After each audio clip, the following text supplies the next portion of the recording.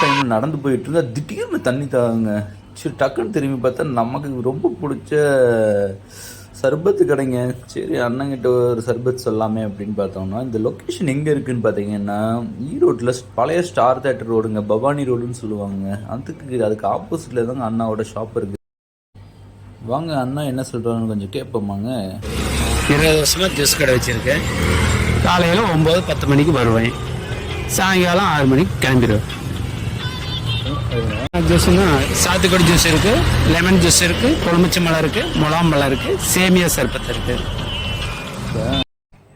இந்த ஷாப்புக்கு போய் யாராச்சும் ஜூஸ் குடிச்சிங்கன்னா கண்டிப்பாக எனக்கு கமெண்டில் குடிச்சோன்னு சொல்லி கமெண்ட் பண்ணுங்கள். பாய், நெக்ஸ்ட் வீடியோவில் பார்க்கலாம்.